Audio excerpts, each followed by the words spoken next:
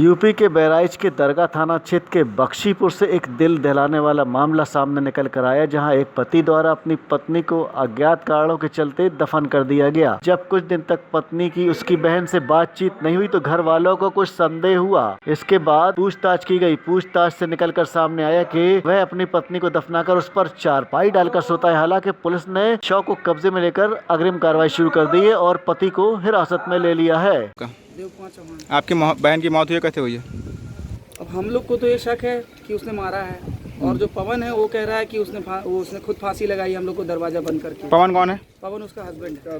कहाँ के रहने वाले हैं ये लोग नवागढ़ई के रहने वाले हैं, लेकिन इन लोगों ने एक नया प्लॉट बनाया था बख्शीपुरा में। वहाँ ये लोग रह रहे थे, सिर्फ मियाँ बीबी और एक 1.5 साल की बच्ची। अच्छा। उसके बाद हुआ क्या कि इन्होंने, जब हम लोग पहुँचे तो इन्होंने बताया कि अगल बगल वालों ने मदद की है, लेकिन जब हम लोगों ने अगल बगल पता किया तो सबने कहा मेरा कोई लेना देना नहीं है, झूठ बोल रहा। बॉडी कहाँ पे मिली? बॉडी इसके एक प्लॉट है उसी के जस्ट बगल में, उसी में इसने पाट रखी थी। मट्टी में दबी हुई? मट्टी में दबी हुई थी। कितने दिन पहले दफनाई गई थी? हमें 17 तारीख को दबाई गई है, और इसका एक भाई भी है गिरीश, और इसके परिवार भी। हमें ये एक आदमी का काम नहीं हो सकता है, पूरे बहुत कायदे से दफनाया गया है, बहुत बारीकी से, कि बदबू भी ना है, कुछ एक आदमी तो नहीं खोद। और हम लोगों ने कम से कम 4 घंटे इसको बहलाया फुसलाया कि तुम्हें कुछ नहीं होगा, ये है वो है। और ये सरकारी टीचर है बाबूगंज में। उसके बाद इसने हमको बहुत कुछ मतलब कहा कि मेरी मदद कीजिएगा, मैंने कुछ नहीं कहा, लेकिन मुझे ये लगता है साइको टाइप का है। आप लोगों को जानकारी कैसे मिली कि बॉडी दफनाई गई है? ये इससे बात हुआ करती थी लगातार, इनकी बड़ी बहन हर्षिता से। ये हमारे पास फ़ोन करने लगी। हम लोग आए हुए 21 तारीख को, हमारे घर में शादी थी, तो इसने कहा दादा आप वहाँ एक बार पता करो। फिर हमने कहा पवन का नंबर दो मुझे।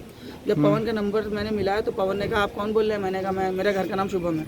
मैंने कहा शुभम बोल रहा हूँ। वैसे उसने फ़ोन कर दिया तो मुझे शक हुआ, तब मैं तुरंत वहाँ पे गया घटना स्थल पे, इनके दोनों भाइयों को लेके। एक बार गया तो गिरीश की एक्टिवा खड़ी थी सफ़ेद कलर की। उसके बाद जब मैं वहाँ दोबारा पहुँचा हिम्मत बांध के कि चलो अब हो सकता है आपस ही झगड़ा होगा, चलो वो चला गया, चल के बात कर लेते हैं। तो उसके बाद पता चला कि ये ख़त्म हो चुकी है। जब बहुत समझाया बुझाया उसके बाद पता चला कि वो ख़त्म हो चुका है, लेकिन तब भी कबूल नहीं रहा था। जब हम लोग पुलिस द्वारा आगे क्या कार्रवाई की जा रही है? हाँ? पुलिस द्वारा आगे क्या कार्रवाई की जा रही है? पुलिस के द्वारा हमें बहुत मदद मिली है।